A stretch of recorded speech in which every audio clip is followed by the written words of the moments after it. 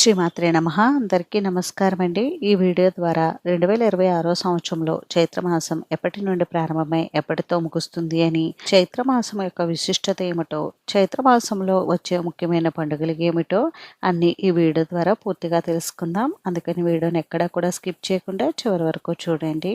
తెలుగు నూతన సంవత్సరం ప్రారంభమయ్యే మొట్టమొదటి మాసం చైత్రమాసం. పౌర్ణమి చంద్రుడు చిత్తా నక్షత్రానికి సమీపంలో ఉన్నప్పుడు వచ్చేటటువంటి మాసాన్ని చైత్రమాసం అని పిలుస్తారు. చైత్రమాసం అనగానే తెలుగు వారికి గుర్తు వచ్చేది నూతన సంవత్సరం, ఉగాది పండుగ. ఈ రోజునే బ్రహ్మదేవుడు తన సృష్టిని ఆరంభించాడని మనకి పురాణాలు చెప్తున్నాయి. అలానే మనకి ఈ చైత్రమాసం నుండి వసంత ఋతువు కూడా ప్రారంభమవుతుంది. భగవద్గీతలో శ్రీకృష్ణ పరమాత్మ తనే స్వయంగా వసంత ఋతువునని చెప్పాడు. విష్ణు భగవానుడికి ఎంతో ప్రీతికరమైన మాసాల్లో ఈ చైత్రమాసం కూడా ఒకటి. చైత్రమాసం విష్ణు మాసంగా చెప్పబడుతుంది. ఈ మాసంలో ముఖ్యంగా విష్ణుమూర్తిని ఆరాధిస్తే చాలా మంచి ఫలితాలు కలుగుతాయి. ఈ మాసం విష్ణుమూర్తి ఆరాధనతో పాటు సకల దేవతల ఆరాధనకు అనుకూలమైన మాసం. ఈ చైత్రమాసంలోనే బ్రహ్మదేవుడు సృష్టిని ఆరంభించాడని, అలాగే శ్రీరామచంద్రుడి జన్మదినం కూడా ఈ మాసంలోనే జరిగిందని, విష్ణుమూర్తి దశావతారాలలో మొదటి అవతారమైనటువంటి మత్స్యావతారం కూడా ఈ మాసంలోనే జరిగిందని, ఇంకా యజ్ఞవరాహమూర్తి జయంతి కూడా ఈ మాసంలోనే వస్తుందని మనకి పురాణాలు చెప్తున్నాయి. చైత్రశుద్ధ పాడ్యమి నుండి నవమి తిథి వరకు ఉన్నటువంటి ఈ 9 రోజులు కూడా చైత్ర వసంత నవరాత్రులు అనేవి కూడా ప్రారంభమవుతాయి.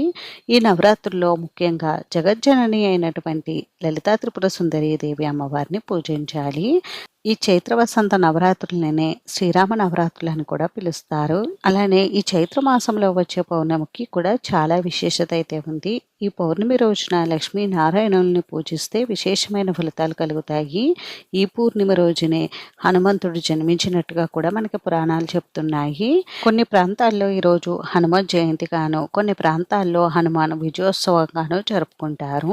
మరి ఇన్ని విశేషాలతో కూడుకున్నటువంటి ఈ చైత్రమాసం ఈ 2026 సంవత్సరంలో ఎప్పుడు ప్రారంభమై ఎప్పటితో ముగుస్తుంది అనేది ఇప్పుడు తెలుసుకుందాం. ప్రతి సంవత్సరము కూడా చైత్రమాసం చైత్రశుద్ధ పాడ్యమి తిథితో ప్రారంభమయ్యి చైత్ర బహుళ అమావాస్య తిథితో అయితే ముగుస్తుంది. దీని ప్రకారం చూస్తే 2026 సంవత్సరంలో చైత్రమాసం 2026 మార్చి 19 గురువారం చైత్రశుద్ధ పాడ్యమి తిథితో ప్రారంభమయ్యి 2026 ఏప్రిల్ 17 శుక్రవారం చైత్ర బహుళ అమావాస్య తిథితో ముగుస్తుంది. ఇప్పుడు ఈ చైత్ర మాసంలో వచ్చే ముఖ్యమైన పండుగల గురించి తెలుసుకుందాం.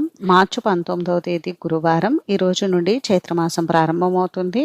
అలాగే ఈ రోజు నుండి వసంత ఋతువు కూడా ప్రారంభమవుతుంది. వసంత నవరాత్రులు ప్రారంభమవుతాయి. ఈ రోజు ఉగాది పండుగ అంటే తెలుగు నూతన సంవత్సరం ప్రారంభమవుతుంది. మార్చి 27 శుక్రవారం శ్రీరామనవమి, ఏప్రిల్ 2 గురువారం చైత్ర పూర్ణిమ, హనుమాన్ విజయోత్సవం, ఏప్రిల్ 5 ఆదివారం సంకటహర చతుర్థి వ్రతం, ఏప్రిల్ 7 మంగళవారం మత్స్య జయంతి, ఏప్రిల్ 17 శుక్రవారం చైత్ర అమావాస్య.